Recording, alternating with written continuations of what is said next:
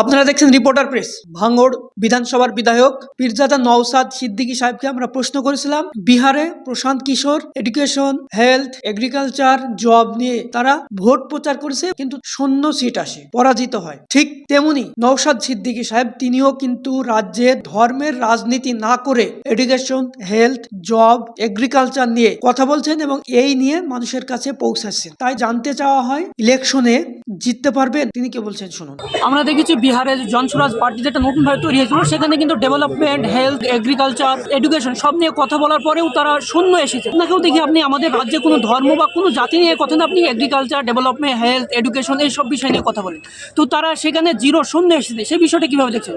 দেখুন, বিহারের মানুষ কিভাবে তাদেরকে গ্রহণ করেছে না করেছে আমি বলতে পারবো না, বা তাদের লক্ষ্য উদ্দেশ্যটা কতটা স্পষ্ট সেটা আমি বলতে পারবো না। আমি স্টাডি বেশি করিনি, কারণ উনি ছিলেন একজন ইতিপূর্বে তিনি একজন পলিসি মেকার ছিলেন, এখন তিনি রাজনীতিবিদ হয়ে উঠেছেন। যা বাংলার মাটি, আমি আবারও বলছি, আমরা ক্ষমতা দখল আমাদের স্বপ্ন নয়, সমাজ ব্যবস্থা পরিবর্তন করাটাই আমাদের স্বপ্ন। কেমন সমাজ ব্যবস্থা পরিবর্তন করতে চায়? একজন কৃষকের ছেলে সরকারি শিক্ষা পরিষেবাটা সম্পূর্ণরূপে পাক, এটা চাই।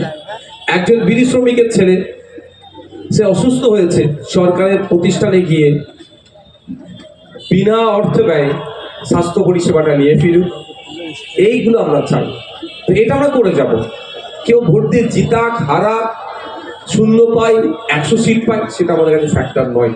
ফ্যাক্টর হচ্ছে এটাই, মানুষকে আমরা জাগ্রত করবো, মানুষকে সজাগ করবো অ্যাকচুয়াল আপনার পাওয়ার কোনটা দরকার আর কোনটা দেওয়া হচ্ছে। আমাদের ডিমান্ড কি? প্রাইমারি স্কুল স্তর থেকে সরকারি স্কুলে কম্পিউটার এডুকেশন প্রোভাইড করা হোক। কেন? আমরা দেখেছি বেসরকারি যে সমস্ত স্কুলগুলো আছে, প্রাইমারি সেক্টর থেকে তাদেরকে স্তর থেকে তাদেরকে লেভেল থেকে তাদেরকে কম্পিউটার এডুকেশন দেওয়া হয়। আর আমাদের ছেলেমেয়েরা যারা আর্থিকভাবে দুর্বল, যারা সরকারি স্কুলে পড়ি, ক্লাস 5-এ ওঠার পরও সব স্কুলে নেই, অল্প কিছু স্কুলে কম্পিউটার এডুকেশন আছে, সেখান থেকে আমরা পাচ্ছি।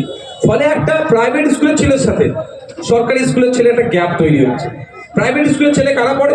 যাদের বাবার 2-4 পয়সা আছে, যাদের পড়াতে সামর্থ্য আছে। আর আমাদের যাদের সামর্থ্য নেই, তাহলে কি আমরা পিছিয়ে যাব?